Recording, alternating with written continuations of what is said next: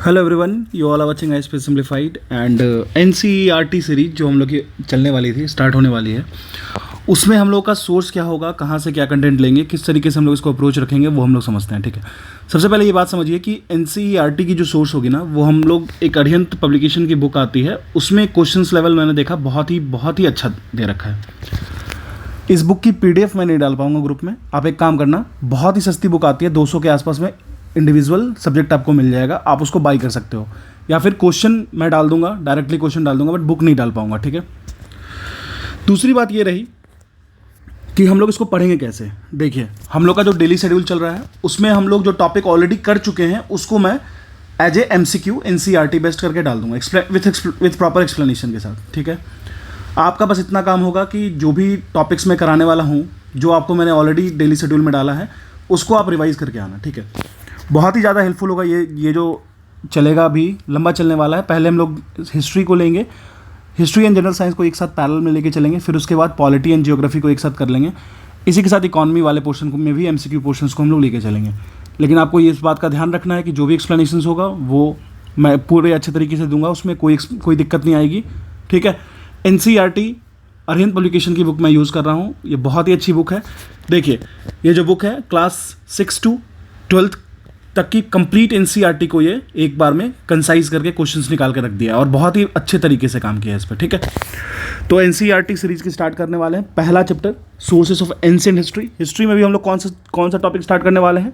History में हम लोग जो स्टार्ट करने वाले हैं वो आपको एंशिएंट हिस्ट्री वाला पार्ट। ठीक है, उसमें भी हम लोग फर्स्ट चैप्टर स्टार्ट करने वाले हैं, सोर्सेस ऑफ एंशिएंट हिस्ट्री। ठीक है, चलिए। हाँ, क्वेश्चन नंबर 1 क्या कह रहा है ये देखते हैं। क्वेश्चन नंबर 1 कह रहा है आर्कियोलॉजिकल एक्सकेवेशंस पे बात करेंगे। देखिए, जो पहले जो हमारी जो भी हिस्टोरिकल फाइंडिंग्स हैं, उसको कहाँ से देखा गया, किस तरीके से देखा गया, उसके डिफरेंट सोर्सेस हैं, किस तरीके से हम लोग उसको समझ पाएँ कि हाँ ये आर्कियोलॉजिकल एक्सकेवेशंस था, या फिर कॉइन से, या फिर इंस्क्रिप्शन से, या फिर पिलर्स से, ये हमें धीरे धीरे करके पता चला। लेकिन हाँ, इसकी जो स्टडी हुई ये एक बहुत ही प्रोमिनेंट डायरेक्शन में मूव किया, जो कि हम लोग हिस्ट्री को समझ पाएँ। नहीं तो आप बताओ, इंडस वैली सिविलाइजेशन को कोई कैसे समझ सकता था। इंडस वैली सिविलाइजेशन की अगर हम लोग बात करें तो उसके जो मार्किंग्स होते थे, अगर आप देखो तो उनके इस तरीके के कुछ लेटर्स लिखे हैं, अभी तक इनग्रेव्ड है, तो आप उसको कैसे समझ पाओगे। ठीक है, कैसे समझ पाओगे, नहीं समझ पाओगे। उसको रीड करना ही बहुत ज़्यादा इम्पॉसिबल है। तो जो भी एक्सकेवेटर्स थे, जो भी हिस्टोरिकल आर्कोलॉजिकल सर्वे वाले जो ऑफिसर्स थे, उनका ये हमेशा मानना है कि जो भी आर्कोलॉजिकल एक्सकेवेशंस होगा वो ज़्यादा इफेक्टिव होगा, उसके थ्रू हम लोग ज़्यादा ही अच्छा काम कर पाएंगे, अगर हम लोग उसके बेसिस को लेकर के हिस्ट्री के क्लासिफिकेशन को चल पाएँ लेकर के। लेकिन एक बात और याद रखिएगा, हिस्ट्री कभी भी 100% श्योर नहीं है। हिस्ट्री अभी भी होगा, ऐसा होता होगा वाले कंसेप्ट पे चलता आ रहा है, और इसको इसी तरीके से करना है। बट बहुत ज़्यादा इमोशनल नहीं होना है, हमें अभी अपने एग्जाम पे फोकस करना है। स्टेट पीसीएस या यूपीएससी, स्टेट पीसीएस खासकर बीपीएससी के स्टूडेंट हो, यूपीपीसीएस के स्टूडेंट हो, या कहीं भी स्टेट पीसीएस, आप आराम से इसको यूज कर सकते हो। ठीक है, स्टार्ट करते हैं। क्वेश्चन नंबर 1 कह रहा है, देखिए जो पहला क्वेश्चन है वो चैप्टर 2 क्लास 12 न्यू एनसीईआरटी से लिया गया है, और वो archaeological evidence of A bead making. Beed का मतलब होता है मोती, जो मोती होती है वो। तो archaeological evidence of A bead making industry in the Sangam era. देखिए, अभी मैं आपको यही बता रहा हूँ कि अभी मैं पूरी हिस्ट्री डिस्कस नहीं कर रहा हूँ, सिर्फ और सिर्फ जो फाइंडिंग्स थे, कैसे हम लोग एंशिएंट हिस्ट्री की सोर्सेस को समझे, और कैसे उसके एंशिएंट हिस्ट्री के सोर्सेस को समझ के आगे चल के हम उसके लिए एक एक चीज़ की क्लासिफिकेशन लिख पाए, उसको जान रहे हैं। तो संगम एरा आए तो घबराना नहीं है कि संगम क्या है, चहुंदारो आए, इंडस वैली सिविलाइजेशन आए, सारी चीज़ों को हम लोग अकेले इंडिविजुअल चैप्टर में देखने वाले हैं। अभी हम सिर्फ फाइंडिंग्स की बात करेंगे। तो आर्कियोलॉजिकल एविडेंस जो है किस चीज़ की, तो बीड मेकिंग इंडस्ट्री जो फाइंड हुई है संगम एरा की, बहुत सारे प्रीसियस सेमी प्रीसियस स्टोन्स को यूज़ करके या फाउंड किया गया है। कहाँ पे, तो कोडुमनाल एक जगह है। अब देखिए, आपको यहाँ से ये याद रखना है, कोडुमनाल। ठीक है, कोडुमनाल एक जगह है जहाँ से बीड मेकिंग इंडस्ट्री जो संगम एरा की है वो पाया गया है। ठीक है, अब ये पूछ रहा है कि ये कोडुमनाल जो है वो कहाँ पे लोकेटेड है, किस स्टेट में लोकेटेड है, इंडिया के। और ये क्वेश्चन को फ्रेम किया गया है चैप्टर 2 क्लास 12 न्यू एनसीईआरटी वाले बुक से। ठीक है, तो इसका आंसर मैं आपको बताता हूँ, इसका आंसर है तमिलनाडु। ठीक है, अब समझिए, आर्कियोलॉजिकल एविडेंस जो था वो बीड मेकिंग इंडस्ट्री बहुत सारे प्रीशियस और सेमी प्रीशियस स्टोन को यूज़ करता था। ये मिला आपको कहाँ पे, तो कोडुमनाल में। अभी इसकी प्रेजेंट लोकेशन हम लोग देखते हैं, तो ये आपको तमिलनाडु में सिचुएटेड है। साइट लोकेटेड कहाँ पे है, north bank of river Noyyal. आप इस रिवर के नेम को भी याद रखिएगा। ठीक है, 1 मिनट। हाँ, इस रिवर के नेम को याद रखिएगा, इससे थोड़ा सा। अब देखिए, कौन से रिवर के बेड पे मिला है, तो नोयल रिवर है। ठीक है, और कहाँ पे मिला है, तमिलनाडु में। तमिलनाडु में एक जगह है कोजुमिनाल, वहाँ पे मिला ये। ठीक है, चीज़ों को कलेक्ट करिए, आराम आराम से लेके चलिए, ईजी हो जाएगा सब कुछ। ठीक है, अगर हम लोग बात करें, नोएल रिवर जो है वो नॉर्थ बैंक है, नोएल रिवर जो है ना उसके नॉर्थ बैंक पे ये मिला है। और अगर हम लोग संगमिरा की बात कर ले तो नोएल जो रिवर का जो बैंक था ना वो बहुत ज़्यादा इंपॉर्टेंट था एंशिएंट ट्रेड सिटी के तौर पे। तो इस इतने चीज़ को याद रखिएगा, बहुत ज़्यादा इसमें घबराना नहीं है। ठीक है, चलिए अब आगे मूव करते हैं, क्वेश्चन नंबर 2 देखते हैं हम लोग। हाँ, क्वेश्चन नंबर 2 क्या कह रहा है ये देखते हैं। With reference to the methodology of excavation of mound which among the following statement is are correct. तो ये बताना है कौन सा स्टेटमेंट करेक्ट है। जो मेथोडोलॉजी था एक्सकेवेशन का, माउंड मतलब होता है ढेर, जैसे माउंट ऑफ डेथ्स ये कहा जाता था, आपको कौन सी सिटी को कहा जाता था हड़प्पन कल्चर में, ये आप बताइएगा मुझे कमेंट सेक्शन में। अब देखिए, 2 तरीके का एक्सकेवेशन होता है। एक्सकेवेट कोई करता है, कोई भी जियोलॉजिस्ट करते हैं या आर्कियोलॉजिस्ट करते हैं, उनका तरीका 2 होता है। एक होता है वर्टिकल एक्सकेवेशन, एक होता है हॉरिजॉन्टल एक्सकेवेशन। दोनों एक्सकेवेशन थोड़ा सा ट्रिकी है, थोड़ा सा आपको समझना होगा। हॉरिजॉन्टल एक्सकेवेशन की बात करें तो यहाँ पे क्या होता है, जो भी हम माउंट, जो ढेर को हम लोग एक्सकेवेट करते हैं वो कंप्लीट होता है। ठीक है, मतलब अब जो भी एरिया होगा उसको हम लोग कंप्लीटली वो करेंगे, एक्सकेवेट करेंगे। अगर वर्टिकल एक्सकेवेशन की बात करें तो वो लेयर बाय लेयर होता है, लेकिन लेंथ वाइज डिगिंग यहाँ पे करते हैं। ठीक है, और जब हम लोग वर्टिकल एक्सकेवेशन करते हैं तो पीरियड वाइज सीक्वेंस होता है किसी भी कल्चर का।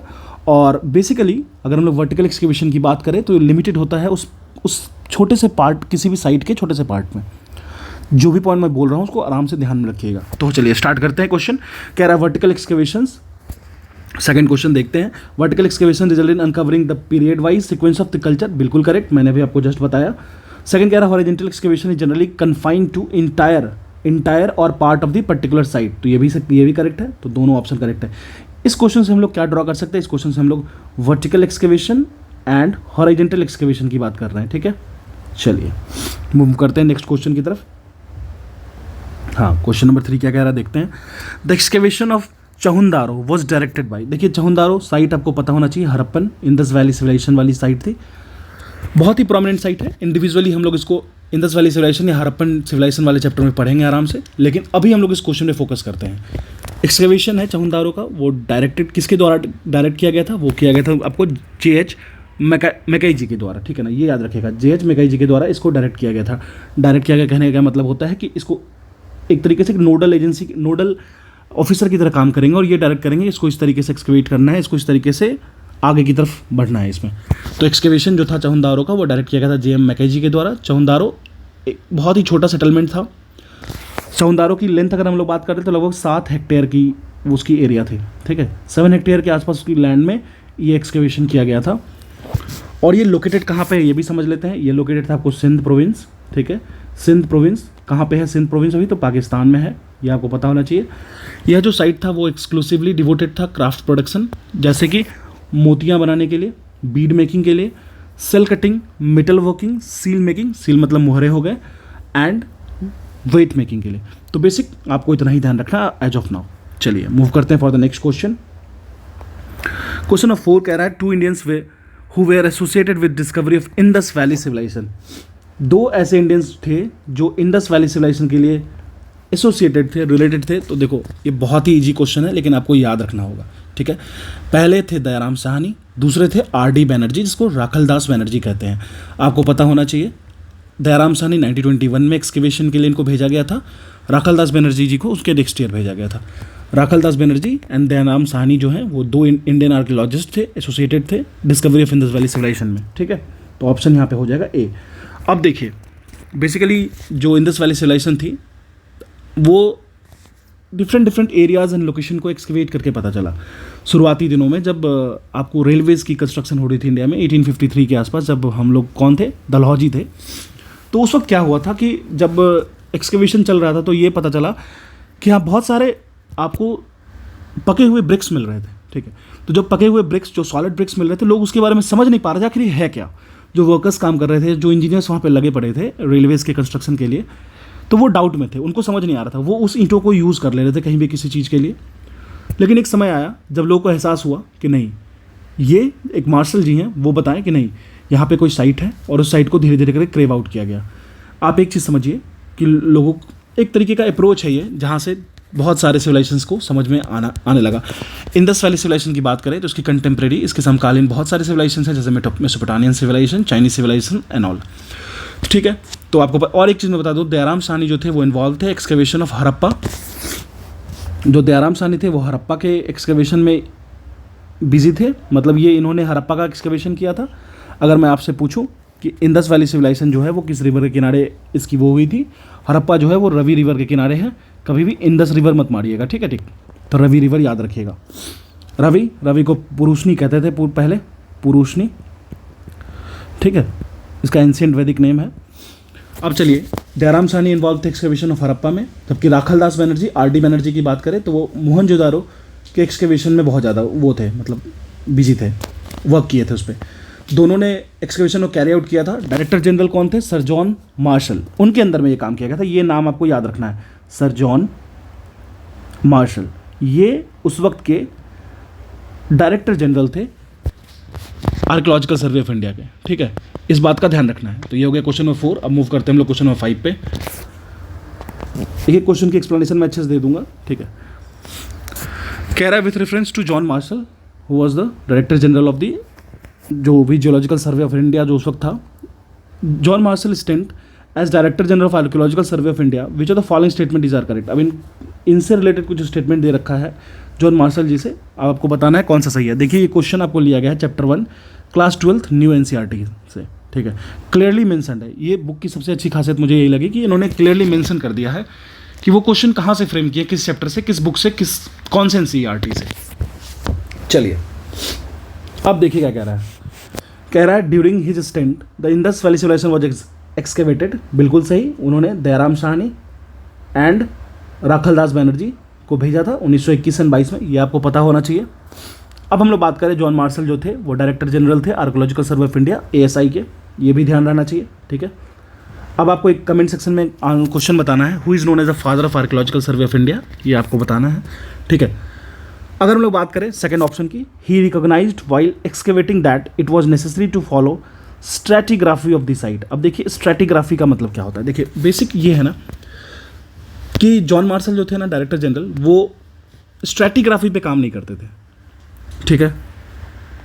तो स्ट्रैटिग्राफी का अगर बात करें तो देखिए, लेयर बाय लेयर, अगर हम लोग लेयर बाय लेयर किसी चीज़ पे रिसर्च करते हैं तो स्ट्रैटिग्राफिक मोड में आप इसको समझ सकते हैं, वर्टिकल मोड समझ सकते हैं।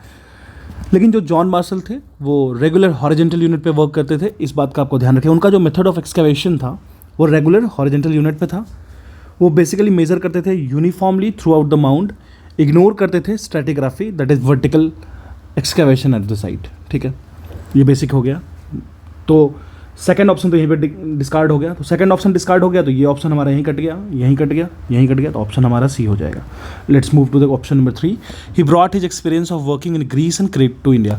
बिल्कुल, देखिए, जो जॉन मार्शल जी थे वो डायरेक्टर जनरल तो थे ही आर्कियोलॉजिकल सर्वे ऑफ इंडिया के, साथ साथ में उन्होंने वर्क किया था excavation of Indus valley civilisation के लिए। और पहले प्रोफेशनल आर्कियोलॉजिस्ट थे जो वर्क किए थे इंडिया में, जो पहले अपने एक्सपीरियंस को लेके आए थे कहाँ से, तो ग्रीस से और क्रीट जगह से, ठीक है। चलिए, तो ये हो गया आपको एक्सकवेशन, जो फर्स्ट पार्ट हो गया। देखिए, मैं आपको दिखाता हूँ एक चीज़। अभी तक हम लोगों ने जितने क्वेश्चंस को देखे हैं वो बेसिकली बेस्ड ऑन था एक्सकवेशंस पे। तो एक्सकवेशंस पे किस तरीके से एंशिएंट चीज़ों को पता लगाया गया। अब हम लोग नेक्स्ट चीज़ जो बात करेंगे वो होगा कॉइन, ठीक है। तो वो होगा कॉइन्स। तो कॉइन्स के अकॉर्डिंग कॉइन्स से क्या क्या पता चला ये समझते हैं। देखिए, क्वेश्चन नंबर 6 कह रहा है the history of Punjab and Haryana in first century AD has been reconstructed on the basis of study of several thousand copper coins। देखिए, कॉपर कॉइन्स की बात हो रही है, ठीक है।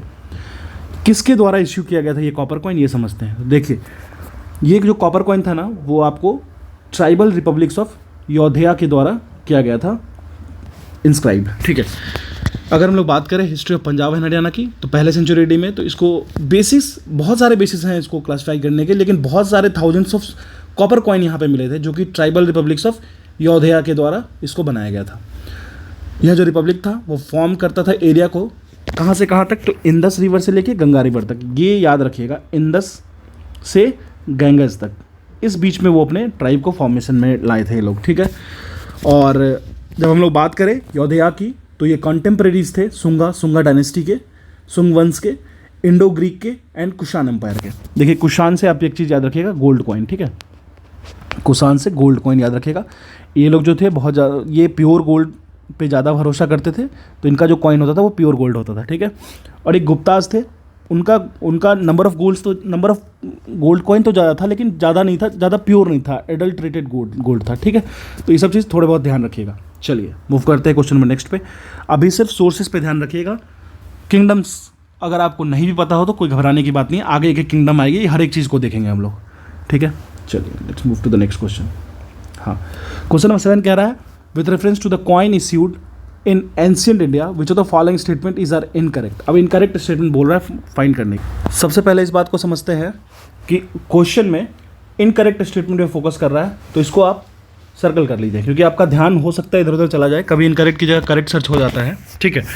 तो बताना है हमें जो भी कॉइन्स इश्यूड हुए थे एंशियंट इंडियन हिस्ट्री में, उसमें कौन सा स्टेटमेंट इनकरेक्ट है। तो हमें करेक्ट स्टेटमेंट को डिस्कार्ड करना है और इनकरेक्ट को सर्च करना है। तो क्वेश्चन ऑप्शन 1 कह रहा है ancient coins are made up of metals जैसे कि copper, silver, gold and lead, ठीक है। तो कॉपर के भी बनते थे, सिल्वर के भी बनते थे, गोल्ड के भी बनते थे एंड लेड शीशे के भी बनते थे, ठीक है। ये मैं आपको बताऊंगा, सातवाहन वंश था, उसमें शीशा का यूज़ किया जाता था, ठीक है, कॉइन बनाने के लिए। गोल्ड गुप्ता और कुषाण में बहुत ज़्यादा पॉपुलर था, ठीक है। ये भी था, कॉपर एंड सिल्वर तो नॉर्मल बनता ही था। अब चलिए देखिए, इसमें देखते हैं second option, coin moulds of burnt clay have been discovered in large numbers in India. देखिए बहुत सारे जो कॉइन के माउंट्स होते थे ना, वो आपको माउल्ड्स जिसमें कॉइन को बनाया जाता था, वो बहुत सारा मिला था, डिस्कवर किया गया था इंडिया में। लेकिन ये कहाँ बिलोंग करता था, ये बिलोंग करता था कुषाण पीरियड से, जैसे कि पहले से तीसरे एडी के बीच में एक कुषाण पीरियड था, उससे बिलोंग करता था ये, ठीक है। अब तीसरा ऑप्शन देखते हैं, द कॉइन माउल्ड्स जो बिलोंग करता था पोस्ट गुप्ता, ये इन्होंने क्या दे दिया है, पोस्ट गुप्ता पीरियड दे दिया है। तो यहाँ पे पोस्ट गुप्ता नहीं होना चाहिए आंसर, तो हमारा सिर्फ 3 रॉन्ग है, ऑप्शन हमारा सी हो जाएगा, ठीक है। अगर हम लोग पोस्ट गुप्ता टाइम्स की बात कर ले तो वैसे जो माउल्ड्स यूज किया जाते थे कॉइन बनाने के लिए वो डिसअपियर हो गए थे। एंशिएंट कॉइन की बात कर ले इंडिया में तो मोस्टली कॉपर, गोल्ड, सिल्वर या लेड से बनता था। Coin moulds have been found at many sites in large number which are usually made of burnt clay, जैसे भट्टा होता है ना उस तरीके का। आखिर क्यों हम लोग उस तरीके का यूज़ करते हैं, सेरामिक होता है। सेरामिक को एक मटेरियल है जिसकी टेम्परेचर कोएफिशिएंट बहुत ज़्यादा होता है, वो बहुत लगभग 4000 डिग्री सेल्सियस को भी वो झेल सकता है, ठीक है, और वो बर्न बिना किए वो झेल लेगा, तो इसको हम लोग भट्टी की तरह यूज़ करते हैं। क्लियर है। चलिए मूव करते हैं नेक्स्ट क्वेश्चन की तरफ। क्वेश्चन नंबर 8 क्या कह रहा है, consider the following statement regarding coins in ancient India. Same question coin के रिगार्डिंग हमें देखना है एंशिएंट इंडिया में। देखते हैं क्या कह रहा है। सबसे पहले एक चीज़ समझिए कि यहाँ करेक्ट ऑप्शन पूछ रहा है। अब ऑप्शंस की तरफ मूव करते हैं। क्वेश्चन जो है वो chapter 3 class 11th old NCERT में दे रखा है, उस पेज से इस क्वेश्चन को ड्रॉ किया गया है। कह रहा है the coin mentioned the name of Kings, gods and या फिर और डेट्स। तो ठीक है, राजाओं का होता था चित्र उस पर, भगवान का होता था या फिर दिन का होता था, मतलब किस दिन डेट मेंशन हुआ या फिर कुछ टाइम मेंशन हुआ, ठीक है। Coins were issued by the guilds of merchants and goldsmith with the permission of rural, बिल्कुल रूलर। देखिए जो भी मर्चेंट्स थे या फिर जो भी गोल्ड स्मिथ थे वो खुद से तो कॉइन नहीं कर सकते ना, एडमिनिस्ट्रेटिव स्ट्रक्चर था, एडमिनिस्ट्रेटिव सिस्टम था, उसमें कुछ रूल्स एंड रेगुलेशंस थे, तो बिल्कुल उनको उनसे परमिशन लेना पड़ता था। तो ये भी स्टेटमेंट सही है। फर्स्ट एंड सेकंड तो क्लियर हो गया, ठीक है। तीसरा देखते हैं, coins of major dynasties have been catalogued and preserved in various museums in India. ये तो एकदम सही है, बिल्कुल। आप जाइएगा, जैसे कोलकाता म्यूजियम है, वहाँ भी आपको कॉइन्स के बहुत सारे कलेक्शंस देखने को मिल जाएंगे, तो बहुत सारे दिल्ली म्यूजियम में भी आपको मिल जाएगा, तो ये भी करेक्ट है, ठीक है। 1, 2 एंड 3 तो एब्सोल्युटली करेक्ट हो गया। क्वेश्चन 4 देखते हैं, coins belonging to the Harappa civilisation carried symbols of humped bull. तो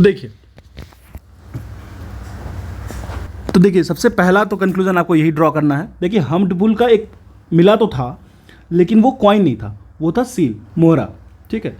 बेसिकली सील को यूज़ करते थे एक तरीके से आइडेंटिफिकेशन पर्पस के लिए, आप ये कह सकते हो। तो हड़प्पन सिविलाइजेशन में हम्प्ड बुल मिला था, लेकिन हम्प्ड बुल मार्क कॉइन मिला था, सील मिला था, लेकिन कॉइन नहीं मिला था। तो ऑप्शन 4 गलत हो गया। तो ये ऑप्शन डिस्कार्ड, ये डिस्कार्ड, ये डिस्कार्ड, तो ऑप्शन सी हमारा करेक्ट आंसर हो जाएगा।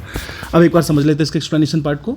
अर्लीस्ट कॉइन की बात करें एंशिएंट इंडिया हिस्ट्री में, तो कुछ फ्यू सिंबल्स होते थे, लेकिन लेटर कॉइन्स जो बनने लगे उसमें नेम ऑफ किंग्स, गॉड या डेट होगा उस पर, ठीक है। जहाँ पे एरिया जहाँ फाउंड किया जाता था वो अपने रीजन ऑफ सर्कुलेशन को भी एक तरीके से दर्शाता था, कुछ कॉइन्स था वो इश्यू किया गया था मर्चेंट्स के द्वारा या गोल्ड स्मिथ के द्वारा, लेकिन परमिशन लेना पड़ता था उनको रूलर्स के द्वारा, रूलर से।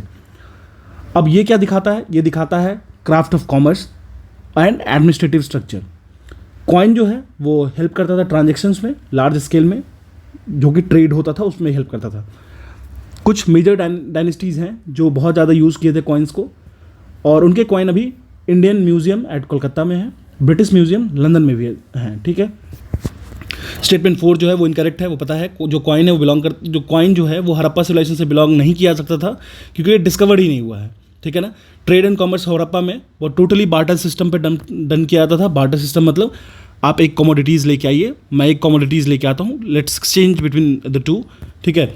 तो ये उस पर होता था, लेकिन वहाँ पे सेल मिला था, मोहरें मिली थी जिस पे हम बुल बना हुआ था, ठीक है। चलिए मूव करते हैं नेक्स्ट क्वेश्चन की तरफ। Let's move to the question number 9। चलिए अब देखिए, match the correct option, ingredients of the coin. Coin में क्या इंग्रेडिएंट्स यूज होता था ये देखना है। सेकंड ऑप्शन है आपको हिस्टोरिकल रिकंस्ट्रक्शन पे बात करना है, ठीक है। चलिए name of the kings and dates की अगर हम लोग बात करें, ठीक है, names of the kings and dates की बात करें तो रूलिंग डायनेस्टीज़ को वो शो करेगा, बिल्कुल ruling dynasties and their extent show करेगा, बहुत ही बेसिक कॉमन सेंस है। मोर सर्कुलेशन की बात अगर हम लोग करेंगे, देखिए सर्कुलेशन अगर हम लोग अभी के इंडियन इकोनॉमी के कॉन्टेक्स्ट में बात कर रहे हैं तो लिक्विडिटी ऑफ मनी की बात करते हैं। जैसे आपने कहीं जाके मनी को, फिएट मनी है, कहीं पे एक ट्रू मनी है, उसको आप ले जाकर के कहीं यूज़ किए और उसके बाद वो मनी का सर्कुलेशन बढ़ गया। मनी अगर मार्केट में सर्कुलेट ज़्यादा होने लगता है, मनी अगर जैसे आरबीआई भी क्या करता है, रेगुलेट करता है, किस तरीके से मनी के सर्कुलेशंस को रेगुलेट करता है। मार्केट में कम करना है तो कम कर देगा, ज़्यादा करना है ज़्यादा कर देगा। आपने मॉनेटरी पॉलिसीज़ वाले चैप्टर में पढ़ रखा होगा किस तरीके से इन्फ्लेशन को कंट्रोल किया जाता है। तो ये सारी चीज़ें बात करने वाली हैं। तो normally more circulation of gold coins की बात हो रही है यहाँ पे। तो सिंपल है, जब सर्कुलेशन की बात होगी तो सिंपल सी बात है, ये हमें पता चलेगा कि हाँ ट्रेड एंड कमर्स ज़्यादा बढ़ रहा है, तभी तो आप सर्कुलेट करोगे ना।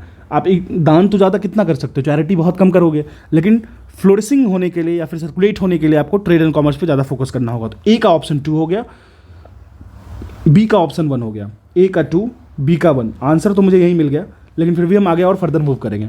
कह रहा है रिलीजियस सिंबल एंड गॉड्स की अगर बात करें तो वो किस हिस्टोरिकल रिकंस्ट्रक्शन पे बेस्ड था, तो बेसिकली आर्ट एंड रिलीजन पे वो ज़्यादा फोकस था, ठीक है।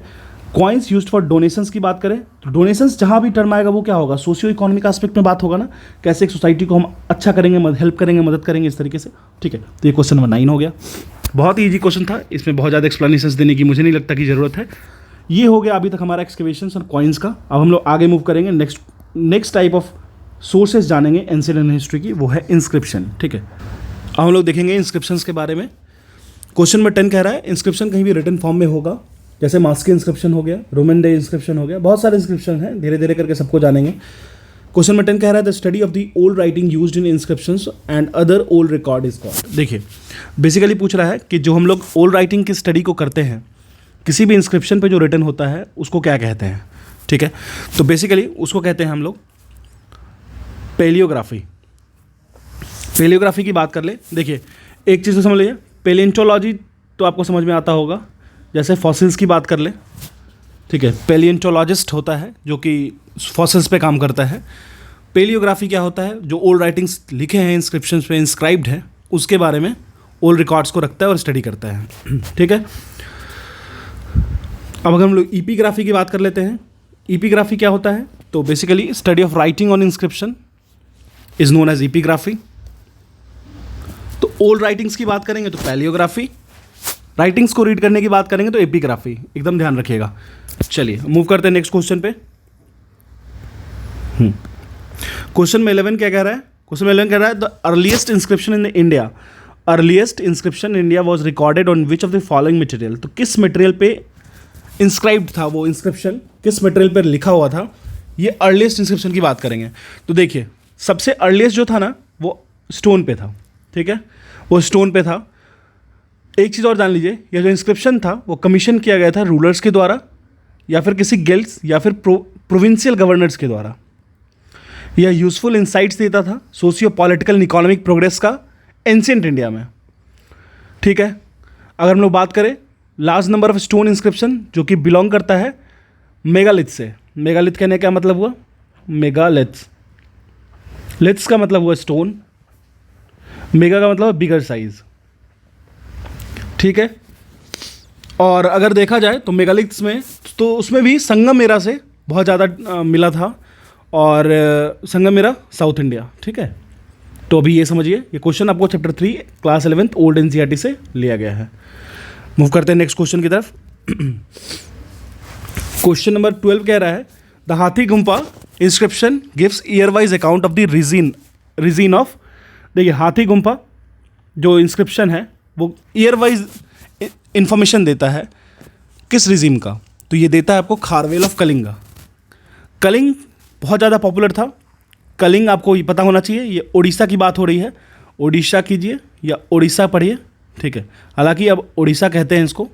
ठीक है, इसकी कैपिटल है भुवनेश्वर। ठीक है, यहाँ पे एक भितरकनिका नेशनल पार्क आपको देखने को मिलेगा।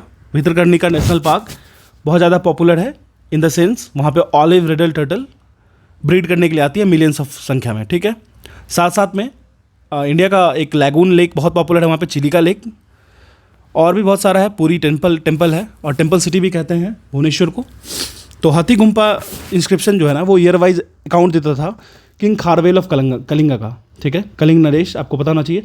वहाँ पे एक सूर्य टेम्पल भी है जो कि आपको कोणार्क में पड़ता है, बहुत ही ज़्यादा पॉपुलर है। ठीक है, और ये जो इंस्क्रिप्शन है वो आपको उदयगिरी हिल्स है भुवनेश्वर में, वहाँ पे ग्रेव्ड है। ठीक है, और ये जो इंस्क्रिप्शन है ना हाथी गुम्पा इंस्क्रिप्शन, वो बेसिकली जैन के पैट्रोनेज पे ज़्यादा फोकस करता है। याद रखिएगा किसके द्वारा, तो किंग खारवेल के द्वारा, तो जैनिज्म पे ज़्यादा फोकस रखता है। ठीक है, चलिए ये आपको याद रखना चाहिए कि किस रिलीजियस से इन्फ्लुएंस्ड होकर ये लोग इस तरीके के इंस्क्रिप्शन को लिखवाते थे। क्वेश्चन नंबर 13 कह रहा है the office of the chief epigraphist of India which contains the largest number of inscription is located at which of the following places. देखिए, ऑफिस ऑफ चीफ एपिग्राफिस्ट अभी जस्ट हम लोगों ने पढ़ा था ना, एपिग्राफी क्या होता है। Epigraphy is the study of writing on inscription is known as epigraphy. ठीक है, तो अब हम लोग को समझना है तो चीफ एपिग्राफिस्ट है इंडिया के, वो जो लार्जेस्ट नंबर ऑफ इंस्क्रिप्शन जहाँ पे लोकेटेड है वो कहाँ पे है, तो वो आपको है मैसूर में। कोलकाता या न्यू दिल्ली मत मारिएगा, ये मैसूर में है। तो आपको एक चीज़ और जानना चाहिए, दो चीफ एपिग्राफिस्ट है वो मैसूर में है। इसको इस्टेब्लिश किया गया था 1886 में बैंगलोर में विद डॉक्टर ई हल्सजेच। मैं नाम लिख देता हूँ, HULTZSCH, शायद जेड साइलेंट है इसमें। ठीक है, अब चलिए मूव करते हैं क्वेश्चन नंबर 14 पे। हाँ, क्वेश्चन नंबर 14 क्या कह रहा है, देखिए सबसे पहली बात है with reference to the cultural history of India what is the significance of Corpus Inscriptionum Indicarum. देखिए, ये डायरेक्टली एनसीईआरटी का क्वेश्चन है और एग्जाम में आपको डायरेक्ट देखने को मिलेगा, इसलिए इन चीज़ों से को कहीं ना कहीं नोट करके रख लीजिएगा अगर रख पाइएगा तो। ठीक है, तो बेसिकली ये होता क्या है, तो ये समझते हैं, ये आपको है कॉर्पस इंस्क्रिप्टिटोनियम इंडिकैरम जो है वो पब्लिश सीरीज ऑफ कलेक्शन है जिसमें रिकॉर्ड किस चीज़ का है, history of Mauryan, post Mauryan, Gupta time का। ये एकदम ध्यान रखिएगा कि ये जो इंस्क्रिप्शन जो क्रेव्ड है उसमें किस किस चीज़ की इंफॉर्मेशन है। तो इसमें आपको रिकॉर्ड्स है, historical records for Mauryan empire, Mauryan plus post Mauryan plus Gupta time का। ठीक है, ये याद रखिएगा। ठीक है ना, तो it is a series of collection of containing inscription belong to Maurya, post Maurya and Gupta. तो ऑप्शन ए हो जाएगा। ठीक है, काफ़ी अच्छा क्वेश्चन था ये। ठीक है, अगर आप इसको नहीं देख रखे हो तो आपसे नहीं बनेगा। ठीक है, क्वेश्चन नंबर 15 क्या कह रहा है, consider the following statement, an epigraphist can decipher most inscription of the country. अब देखिए कह रहा है कि एक एपिग्राफिस्ट जो होते हैं वो डिसाइफर करते हैं most inscription of the country up to about 7th century AD if he had carefully learned Brahmani script. This is absolutely correct. देखिए 7वीं सेंचुरी से पहले तक के आसपास के टाइम में ब्राह्मणी स्क्रिप्ट बहुत ज़्यादा यूज़ किया जाता था। ठीक है, इस बात का ध्यान रखिएगा। तो इसको काफ़ी ज़्यादा यूज़ किया जाता था, तो इसको आराम से वो डिसाइफर कर पाएगा अगर वो ही और शी अगर उस इंस्क्रिप्शन को 7th सेंचुरी AD तक पढ़ेगा by knowing the Brahmani script of the literature. तो ये सही है। Kharosthi script was written from left to right, this is absurd. Kharosthi script जो था ना वो राइट टू लेफ्ट लिखा जाता था, इस बात का ध्यान रखिएगा। ठीक है, खरोष्टी हम लोग के उल्टा चलता है, इस बात को थोड़ा समझिएगा। तो जो पहला स्टेटमेंट है वो करेक्ट है। Knowledge of Brahmani script essential था अगर कोई भी एपिग्राफिस्ट है उसको अगर डिसाइफर करना है, जो भी इंस्क्रिप्शन बने हैं हमारे कंट्री में up to 7th century AD तक, तो उनको कम से कम ब्राह्मणी स्क्रिप्ट जानना पड़ेगा, ठीक है। अगर हम लोग बात करें ब्राह्मणी स्क्रिप्ट को, तो ये स्क्रिप्ट यूज़ किया गया था बहुत सारे मेजर डायनेस्टीज़ के द्वारा, जैसे अशोका भी थे। अशोका ने इसको इनग्रेव भी कराया था अपने इंस्क्रिप्शन पे इंडियन सब कॉन्टिनेंट में। 7वीं सेंचुरी के बाद, 7th सेंचुरी AD के बाद स्ट्रॉन्ग रीजनल वेरिएशन आया स्क्रिप्ट में, ठीक है। तो बहुत सारे स्क्रिप्ट आए, लेकिन ब्राह्मणी 7th सेंचुरी AD से पहले तक, ठीक है। अब हम लोग खरोष्टी स्क्रिप्ट की बात करें तो वो लिखा गया है राइट टू लेफ्ट में, और यह स्क्रिप्ट जो था वो यूज़ किया गया था अशोका के द्वारा। अशोका इनको भी यूज़ किए थे अपने इंस्क्रिप्शन में इनग्रेव करने के लिए north western part of Indian सब कॉन्टिनेंट में। बाद में इसको यूज़ किया गया था Indo Greeks and Kushans ruler के लिए भी, ठीक है। तो सिर्फ ऑप्शन 1 करेक्ट हो जाएगा, आंसर ये हो जाएगा, ठीक है। Moving to the next question. चलिए अब क्या कह रहा है next question, consider the following statement regarding inscription in India. This question has been taken from chapter 3 class 11th old NCERT, ठीक है। क्या कह रहा है ये देखते हैं। देखिए, the earliest inscription are found on the seals of the Harappa belong to about 2500 BC on an average. आपको पता होगा 2500 से लेके 1750, ठीक है, BC। ये स्टेटमेंट बिल्कुल करेक्ट है। सेकेंड स्टेटमेंट कह रहा है Ashokan inscription were engraved in Brahmani script which was written from left to right, ठीक है। आपको मैंने ऑलरेडी बताया खरोष्टी जो है वो राइट टू लेफ्ट है, ब्राह्मणी जो है वो लेफ्ट टू राइट है, ठीक है। ब्राह्मणी जो है वो लेफ्ट टू राइट है। This statement is also correct. Third कह रहा है the oldest inscription deciphered so far were issued by Harappans in India. Harappans in India, आप एक बात बताओ मेरे को, ओल्डेस्ट इंस्क्रिप्शन जो डिसाइफर था ना वो इशू किया गया था अशोक के द्वारा, ठीक है, 3रे सेंचुरी BC में, हड़प्पन के द्वारा नहीं था, ठीक है। डिसाइफर तो हो ही नहीं पाया हड़प्पन का, ठीक है। अगर हो पाता तो बहुत सारी चीज़ें हम समझ पाते, उनकी जो सिंबॉलिक लैंग्वेजेस थी हम समझ ही नहीं पाए ना, ठीक है। चलिए मूव करते हैं नेक्स्ट क्वेश्चन की तरफ। क्वेश्चन नंबर 17 कह रहा है the Girnar rock inscription. Girnar Gujarat के साइड का एरिया आपको पता होना चाहिए। गिरनार रॉक इंस्क्रिप्शन जो है states that repair of Sudarshan lake, आपको पता होगा सुदर्शन लेक बहुत पॉपुलर लेक है, was undertaken by the rulers of various dynasties of ancient India. The king of which among the following dynasties were associated with Girnar rock inscription? तो कौन से king related थे ये बता रहा है। ये क्वेश्चन लिया गया आपको chapter 2 class 12th new NCERT book से, ठीक है। तो देखिए सबसे पहले हम एक चीज़ समझते हैं, मौर्यन थे, ठीक है, मौर्यन थे, साक किंगडम थे, साक एम्पायर के लोग थे, और एक और थे वो थे आपको गुप्ता पीरियड। कुषाण इससे रिलेटेड नहीं थे। अब हम इसकी एक्सप्लेनेशंस को देखते हैं। देखिए जो किंग थे मौर्यन एम्पायर के, शाक एम्पायर के और गुप्ता एम्पायर के, वो एसोसिएटेड थे गिरनार लेक। आप गिरनार इंस्क्रिप्शन से, इंस्क्रिप्शन मेंशन किसके बारे में करता है तो सुदर्शन लेक के बारे में करता है, ठीक है, सुदर्शना लेक, ठीक है।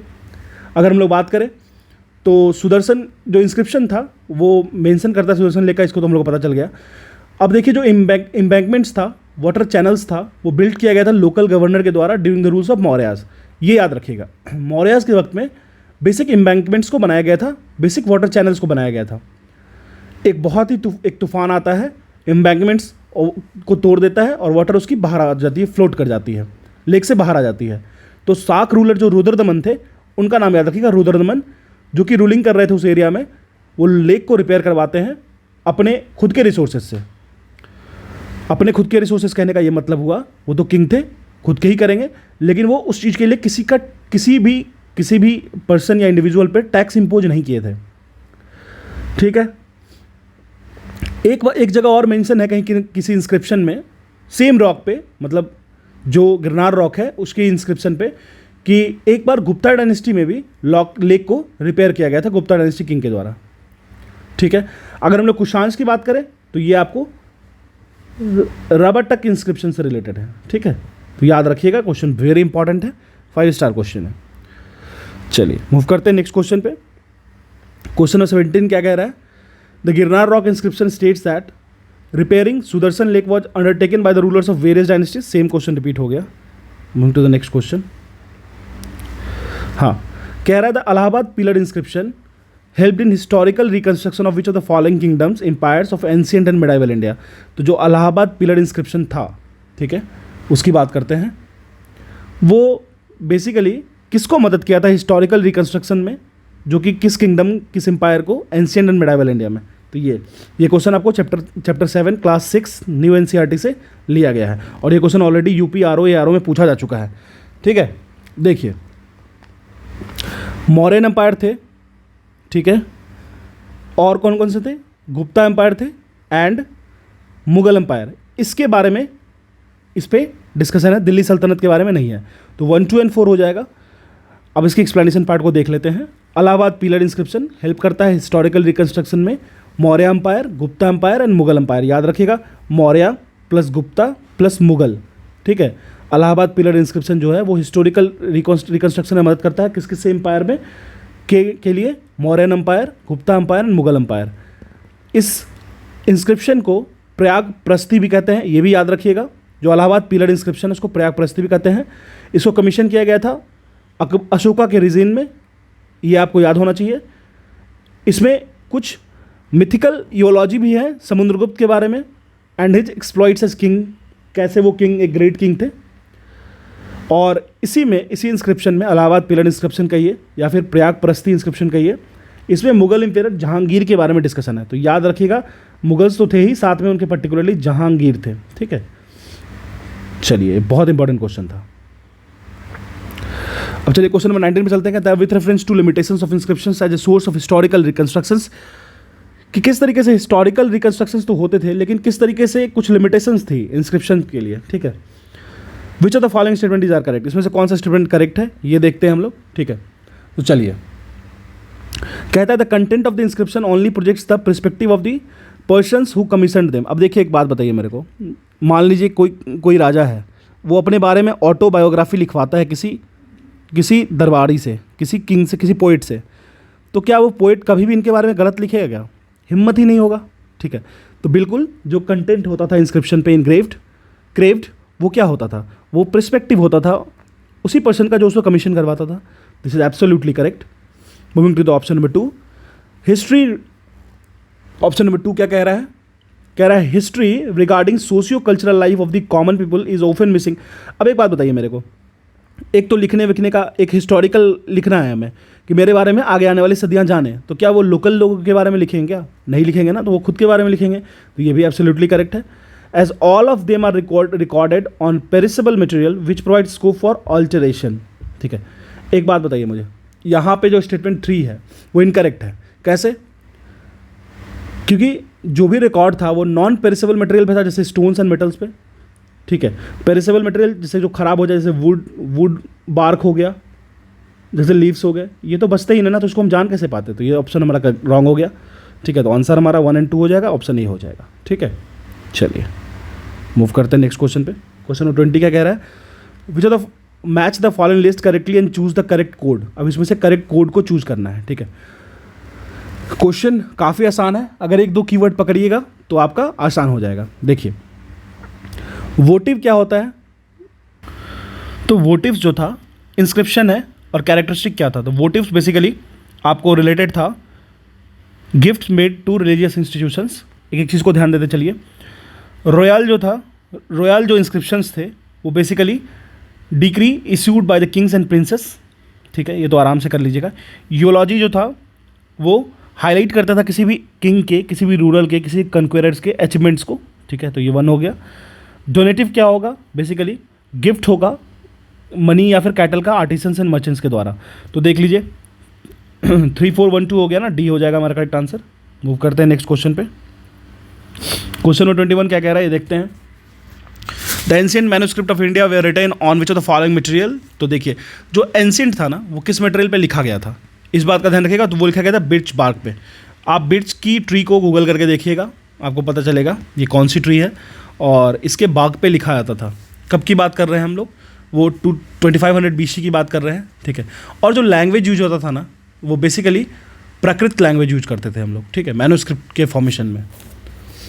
अब चलिए क्वेश्चन नंबर 22 देखते हैं without wasting so much time. हाँ, in which of the following text the list of the 16 great states, 16 great state, इसको सोडसा महाजनपदास कहते हैं, एंशिएंट इंडिया का ऑकर हुआ था। ठीक है, अभी सिर्फ उसके बारे में ऊपर समझेंगे क्योंकि ये अभी वो चैप्टर स्टार्ट नहीं है, बस हमें सोर्सेज पे फोकस करना है। ठीक है, क्वेश्चन नंबर 22 का हो जाएगा ऑप्शन देखते हैं, देखिए क्या क्या है। देखिए कह रहा है कि कौन कौन से टेक्स्ट में जो 16 ग्रेट स्टेट थे, 16 षोडश महाजनपदास, उसके बारे में बात किया गया है। ठीक है, तो देखिए अर्थशास्त्र में नहीं किया गया है, अर्थशास्त्र कौटिल्य के द्वारा जो लिखा गया था, ठीक है, इस पे नहीं किया गया है, लेकिन अंगुत्तर निकाय पे किया गया है, दीघा निकाय पे किया गया है एंड भगवती सूत्रा पे किया गया है। 2, 3, 4 is correct, so option B is the correct statement. Moving to the next question, question 23 कह रहा है the best example of the earlier historical writing is provided in the Rajatarangini. Rajatarangini किसके द्वारा लिखा गया? देखिए ये क्वेश्चन तो सबको पता होना चाहिए, कल्हण के द्वारा लिखा गया है। ठीक है, कल्हण के द्वारा लिखा गया है राजतरंगिणी। ये क्वेश्चन बहुत इंपॉर्टेंट है, कल्हण के द्वारा लिखा गया है। अब एक चीज़ समझिए, सबसे बेस्ट और अर्लीस्ट एग्जाम्पल था हिस्टोरिकल राइटिंग का, वो राजतरंगिणी था। इसका राजतरंगिणी का मतलब क्या होता है? Stream of Kings. ठीक है, याद रखिएगा, the stream of Kings. Return किसके द्वारा किया गया था? कल्हण के द्वारा 12वीं सेंचुरी एडी में। यह सीरीज था बायोग्राफीज ऑफ किंग्स। कहाँ के किंग का? कश्मीर का। ठीक है, सीधी सी बात है, आगे बढ़ते हैं। क्वेश्चन 24 कह रहा है consider the following statement regarding Mahabharata. अब जो महाभारत एपिक जो था उसके बारे में चैप्टर 3 क्लास 11 ओल्ड एनसीईआरटी में इसके बारे में दिया हुआ है। ठीक है, एक मिनट, हाँ, तो देखिए कौन सा स्टेटमेंट सही है वो पूछ रहा है। चलिए, कह रहा है it was compose by the sage Vyas and is older than Ramayan. बिल्कुल करेक्ट है, रामायण से ओल्डर है ये और वेद व्यास जी के द्वारा लिखा गया है, सबको पता है, तो 1 तो करेक्ट है। कह रहा है सेकंड क्या कह रहा है देखते हैं। हाँ, originally it consisted 24,000 verse and was called Jaya Samhita. देखिए महाभारत जो है ना टोटल 8,000 वर्ष से लिखा गया है, 24,000 नहीं 8,000 वर्सेस हैं उसमें, ये याद रखिएगा। ठीक है, तो ये स्टेटमेंट रॉन्ग हो गया आपका। कह रहा था final compilation brought the verse of 100,000 which came to be known as Shatasahasri Samhita. ये एब्सोल्युटली करेक्ट है, इस बात का ध्यान रखिएगा। ठीक है, बेसिक फैक्ट्स हैं, तो 1 और 3 करेक्ट है, आंसर सी हो जाएगा। Consider the following statement regarding Ramayana. अब रामायण के बारे में समझ लेते हैं, जो एपिग्राफी है। देखिए क्या कह रहा है, it was compose by Valmiki. Valmiki Ramayana तो बचपन से सुनते आ रहे हैं and originally consisted of 6,000 verse. This is absolutely correct. कह रहा है contrary to Mahabharata it contains only narrative portion. तो सिर्फ और सिर्फ नैरेटिव पोर्शन है क्या उसमें, जिस तरीके से रामायण लिखा गया है? तो नहीं, ऐसा नहीं है, इसमें डिडैक्टिक पोर्शंस भी एडेड है नैरेटिव के साथ। तो ऑप्शन 2 तो रॉन्ग हो गया। ऑप्शन 3 क्या कह रहा है, it composition was started in the 5th century BC and since then it is pass through 5 stages. बिल्कुल सही है, 5 स्टेजेस पास करके फाइनल इसका वर्जन लिखा गया था। तो 1 और 3 करेक्ट है, ऑप्शन सी हो जाएगा। क्वेश्चन 26 कह रहा है with reference to the earliest Buddhist text which of the following statement is are correct. तो अर्लीस्ट बुद्धिस्ट टेक्स्ट के लिए कौन सा स्टेटमेंट करेक्ट है? कह रहा है they help the historical reconstruction of the Magadh north Bihar and eastern Uttar Pradesh. आपको पता होगा बुद्धिज्म का जो सोर्स है एनलाइटमेंट ऑफ बुद्धा, ये सारा बिहार से रिलेटेड है। तो हिस्टोरिकल रिकंस्ट्रक्शन में मदद करता है कहाँ पे? तो मगध के एरिया में, नॉर्थ बिहार में, ईस्टर्न उत्तर प्रदेश में, राजगीर, गया वाले रीजन में, पटना में, ठीक है, पाटलिपुत्रा में। अब देखिए नेक्स्ट ऑप्शन क्या दे रहा है, they were written in Pali language and were finally compiled in the 2nd century BC in Sri Lanka. This is absolutely correct. जो भी बुद्धिज्म का जो बुद्धिस्ट लिटरेचर टेक्स्ट होता था वो पाली लैंग्वेज में लिखा जाता था। ठीक है, और इसको कंपाइल किया गया था 2nd सेंचुरी BC में, कहाँ पे? श्रीलंका में। तो सेकंड तो करेक्ट है। The Buddhist canonical literature Jatakas throws invaluable light on social and economic condition ranging from 5th to 2nd century BC। देखिए जो बेसिक था ना, जातकास्ट जो था ना, वो जितने भी बर्थ स्टोरीज थे गौतम बुद्धा के, उनके बारे में बताता था, एक फोक टेल था। जातका जो था ना वो बेसिकली लाइट को थ्रो करता था सोशल एंड इकोनॉमिक कंडीशन पे, लेकिन प्रीवियस वर्थ पे ज़्यादा बात करता था। ठीक है, तो ऑप्शन 3 आपका रॉन्ग हो जा रहा है, तो आंसर 1 और 2 हो जाएगा। क्वेश्चन 27 क्या कह रहा है? क्वेश्चन 27 कह रहा है with reference to the earliest Jain literature. ठीक है, मुझे तो following statement is are correct. अब देखिए आपको बताना है कि कौन सा जैन लिटरेचर का स्टेटमेंट सही है। They were written in Prakrit and were finally compiled in the 6th century AD। तो कहता है कि जो जैन लिटरेचर होता है वो प्राकृत लैंग्वेज में लिखा गया था। देखिए बेसिकली जैन लिटरेचर था ना वो रिटन था प्राकृत में, लेकिन इसको कंपाइल किया गया था वल्लवी गुजरात में 6th सेंचुरी AD में। ठीक है, तो वल्लवी गुजरात की बात हो रही थी। यहाँ पे कह रहा है कि कंपाइल किया गया था 6th सेंचुरी AD में, लेकिन कहाँ पे? तो सरवनवेलगोला इन कर्नाटक। आपको पता होना चाहिए सरवनवेलगोला बहुत इंपॉर्टेंट साइट है। ठीक है, जैन साइट ही है। ठीक है, अब देखिए लेकिन ये ऑप्शन गलत हो गया। They helped in reconstructing the political history of eastern Uttar Pradesh and Bihar in the age of Mahavira. ठीक है, तो ये तो ऑप्शन मुझे सही लग रहा है। क्यों सही है ये ऑप्शन? क्योंकि हमेशा आपको पता होगा कि जैन लिटरेचर की, जैन की बात करें तो उत्तर प्रदेश एंड बिहार वाले रीजन में ही एक्सटेंशन था महावीरा का, तो ये भी करेक्ट है। It also throws light on the state of trade and crafts and repeatedly refers to trade and traders, बिल्कुल करेक्ट है। ठीक है, चलिए तो ऑप्शन 2 और 3 करेक्ट है, आंसर बी हो जाएगा। मूव करते हैं नेक्स्ट क्वेश्चन पे। कह रहा है match the following list correctly and choose the correct code. तो देखिए, बायोग्राफिकल अकाउंट दे रहा है एंड ऑथर्स दे रहा है, किसने क्या लिखा है, सीधी सी बात है, इसमें बहुत ज़्यादा रिसर्च करने की ज़रूरत नहीं है। याद है तो बनेगा, नहीं याद है तो नहीं बनेगा। देखिए, हर्ष चरित्र पता होना चाहिए आपको, तो ये लिखा गया था आपको बाणभट्ट जी के द्वारा। ठीक है, अगर हम लोग बात करें रामाचरित्र के बारे में, तो ये लिखा गया था आपको संध्याकारा नंदी जी के द्वारा। तो ए का 2, बी का 1। अब देखिए, मुशिका वंशा जो है ये बहुत इंपॉर्टेंट है, इस बार इसको भूलिएगा नहीं। मुशिका वंशा लिखा गया था आपको अतुल्य जी के द्वारा। एंड विक्रमना कादेव चरित्र ये लिखा गया था बिल्हण जी के द्वारा। ठीक है, तो इसको याद रखिएगा, ऑप्शन सी हो जाए करेक्ट आंसर इसका, 2, 1, 3, 4। चलिए मूव करते हैं, इसमें कुछ बताने लायक तो है नहीं, अगर याद है तो ठीक है, नहीं तो फिर तो कोई बात नहीं है। अब देखिए क्या कह रहा है, एंशिएंट लिटरेचर दे रखा है, इंपॉर्टेंट क्वेश्चन है, एंड कैरेक्टरिस्टिक दे रखा है। ठीक है, अब देखिए, हाँ, स्रोत सूत्राज ये किसके बारे में, इसकी कैरेक्टरिस्टिक क्या थी? इसकी कैरेक्टरिस्टिक थी बेसिकली रॉयल कोरोनेशन सेरेमनीज के बारे में डिस्कस करता था ये। तो ए का 3 हो गया, ए का 3 हो गया, तो हम आंसर तो यहीं से कंक्लूड कर दिए। ठीक है, एक है आपको गृह सूत्राज। गृह सूत्राज क्या बात करेगा? तो बेसिकली गृह की बात हो रही है तो डोमेस्टिक रिचुअल के बारे में बात करेगा। ठीक है, कुछ चीज़ें एंशिएंट मतलब कॉमन सेंस से बन जाएगी, ये भी याद रखिएगा। तो दूसरा का तो 1 हो गया, तो दूसरा का 1 हो गया। तीसरा देखिए, सुलवा सूत्राज, ये सी जो है, सुलवा सूत्राज किस चीज़ के बारे में बात करता था? तो measurement for construction of sacrificial altars, तो ये 4 हो गया। उपनिषद तो पता होना चाहिए, फिलोसफिकल स्पेकुलेशंस के बारे में बात करता है, तो ऑप्शन हमारा डी हो गया। ठीक है, चलिए अब देखिए, कॉइन्स हो गया, इंस्क्रिप्शन हो गया, फिर आपने एक्सकेवेशन भी कर लिया। अब फॉरेन अकाउंट्स की बात करते हैं। कुछ फॉरेन ट्रेवलर्स आते थे हमारे इंडिया में, जैसे फाइयान हो गया, होचिमिन हो गया।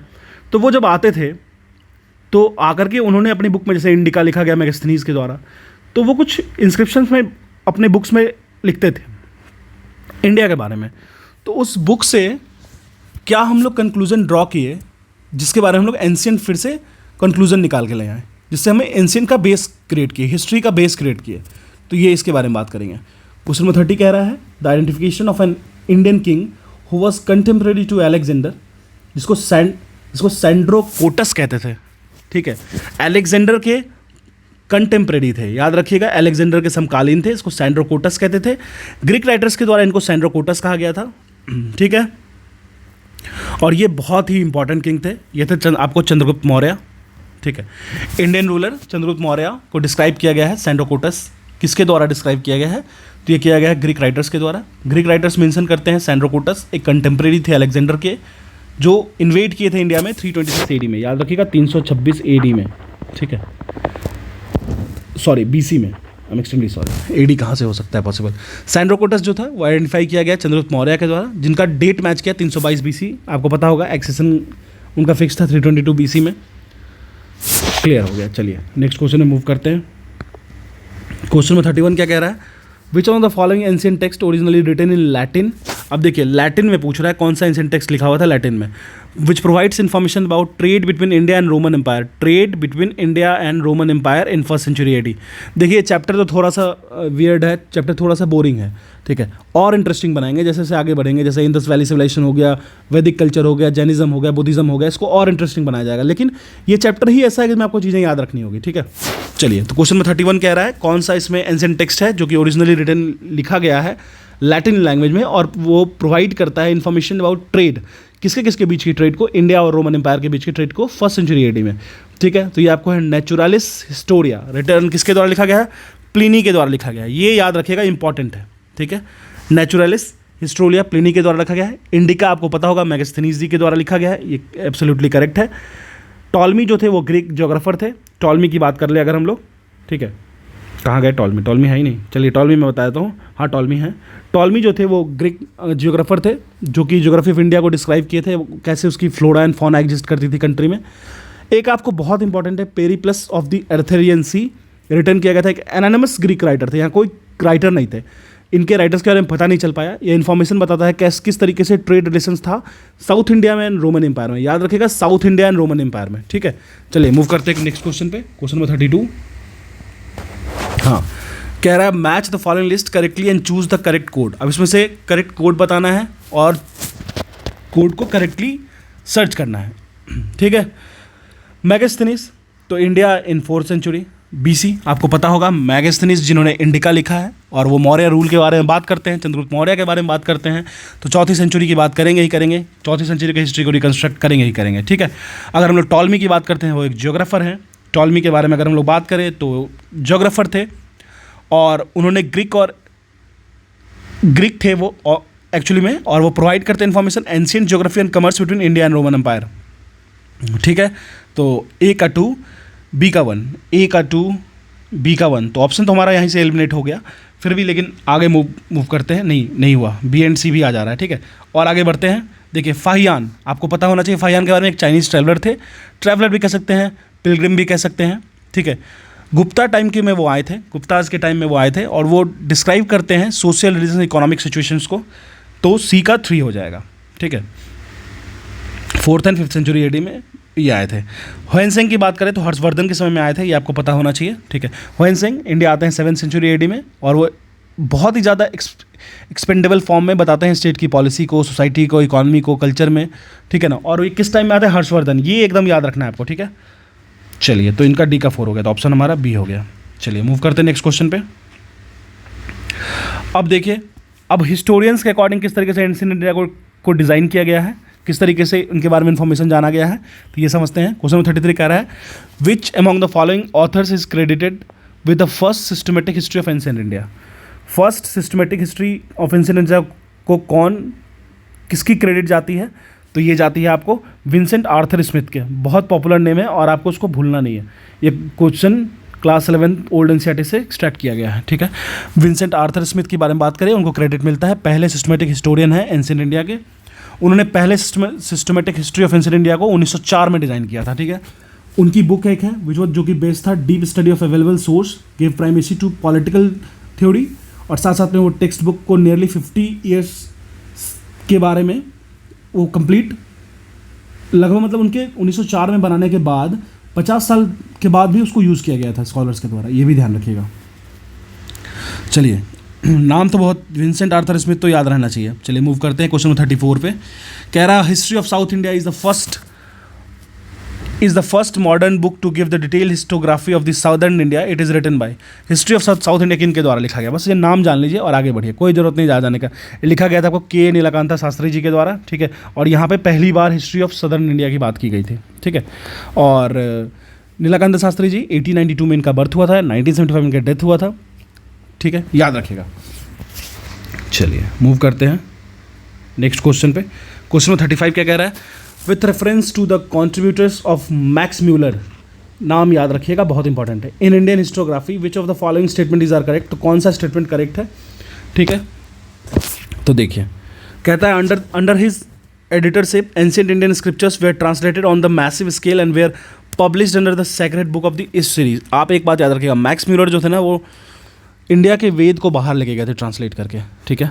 मैक्स म्यूलर जो थे वो इंडियन हिस्टोग्राफी थे, बहुत ही ग्रेटेस्ट पोस्ट मिला था इंडियोलॉजिकल और इंडियन स्टडीज़ को। जर्मन बॉर्न स्कॉलर थे जिनको आप एफ मैक्स म्यूलर भी कह सकते हैं। वो अपने बहुत समय इंग्लैंड में बिताए, लेकिन वो ट्रांसलेट किए हर चीज़ को और इंडिया से बाहर ले जाने का काम किया, ठीक है। चलिए, सेकेंड है he oppose the popular belief that the ancient Indian lacked a sense of chronology and were accustomed to the despotic rule.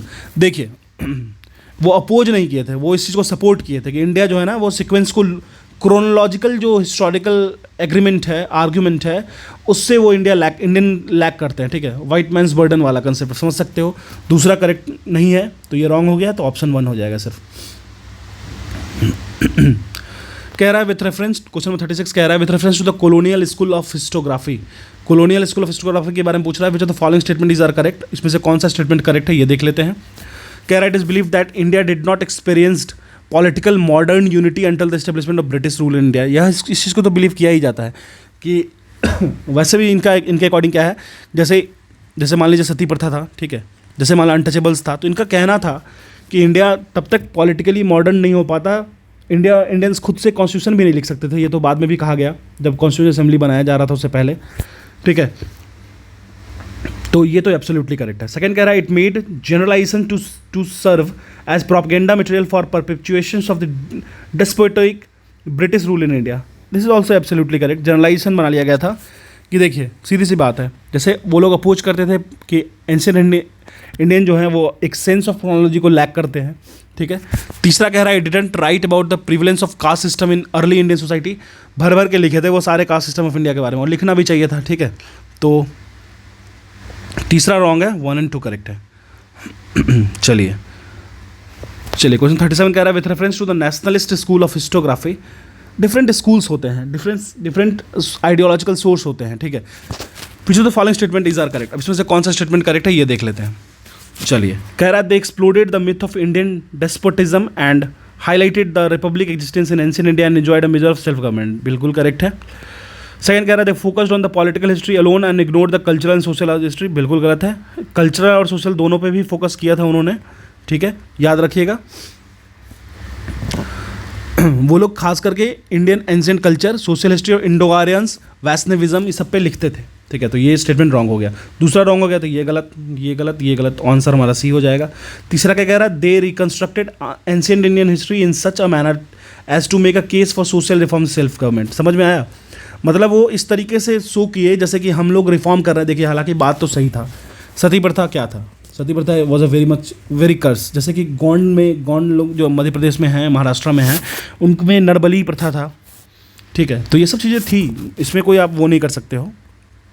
Question number 38 आज का लास्ट क्वेश्चन, अगर आपको ये सीरीज अच्छा लग रहा है तो आप बताना, मैं कंटिन्यू करूँगा। हिस्ट्री और साइंस अभी आएगी। आप किसी भी पीसीस दे रहे हो, खासकर अगर आप बीपीएससी यूपीपीसी ये सब देने वाले हो तो आपके लिए बहुत ही ज़्यादा इंपॉर्टेंट होगा। और ये और क्या, आप इसको यूपीएससी के लिए भी यूज कर सकते हो। कह रहा match the following list correctly and choose the correct code. कहता है scholars related to national school of historiography. देखिए इस डायरेक्ट नाम याद करने वाला है और बुक्स उनसे रिलेटेड कौन कौन है, ठीक है। चलिए देखिए राजेंद्र लाल मित्रा जी जो थे ना, उन्होंने लिखा था इंडो आर्यंस के अबाउट, इंडो आर्यंस, ठीक है। आरजी भंडारकर जी थे, आरजी भंडारकर जी लिखे थे political history of Deccan under Satavahana dynasties, ठीक है। वीके राजवाड़े की बात कर लें तो इन्होंने लिखा था history of institution of marriage, ठीक है। और अगर हम लोग पांडुरंग वामन काने जी की बात करें तो ये लिखे थे हिस्ट्री ऑफ धर्मशास्त्र। तो ए का हो गया 3, ए का 3, बी का 2, सी का 1, डी का 4, तो आंसर हो गया आपको डी, ठीक है। तो this is all about for today. आज के बाद अगर आपको एक सीरीज अच्छा लग रहा है तो आप बता सकते हो, कुछ करेक्शंस होगा वो भी बता दीजिएगा, ठीक है। और आपको लगता है कि ये देखिए पूरी हिस्ट्री आ जाएगी, पूरी जनरल साइंस आ जाएगी। अगर आपको जनरल साइंस अभी भी पढ़ना है तो घटना चक्र की सीरीज़ मैं ऑलरेडी डाल रखा हूँ, फिजिक्स एंड केमिस्ट्री की। इंडियन पॉलिटी की आपको कंप्लीट बुक मिल जाएगी, वो रिवीजन बुक है, पिक्टोरियल रिप्रेजेंटेशन घटना चक्र की ही। साथ में ही आपको मॉडर्न इंडियन हिस्ट्री में 1905 से लेकर 1947 तक की वीडियो मिल जाएगी घटना चक्र की ही, बहुत ही बेहतरीन ढंग से। सारे जितने भी पीसीएस क्वेश्चन होते हैं सारा उसमें डाल रखा है, तो आप एक बार देख सकते हो जाकर के, ठीक है। अगर आप बीपीएससी की तैयारी कर रहे हो तो Bihar state public service commission की भी एक प्लेलिस्ट पड़ी हुई है, इसमें बीपीएससी के स्टैटिक कोर फैक्ट्स हैं बिहार स्पेशल के, तो वो भी आप देख सकते हो, ठीक है। This is for now today, I wish you all the best. और साथ में ही अगर आपको आंसर राइटिंग प्रोग्राम से जुड़ना है तो भी जुड़ जाइए, लिंक आपको डिस्क्रिप्शन बॉक्स में मिल जाएगा। और आपको टेलीग्राम चैनल पे अगर इसकी पीडीएफ चाहिए तो मैं टेलीग्राम चैनल पर डाल दूंगा, नहीं तो बुक ले लीजिएगा, कोई दिक्कत नहीं है, ठीक है। चलिए, थैंक यू।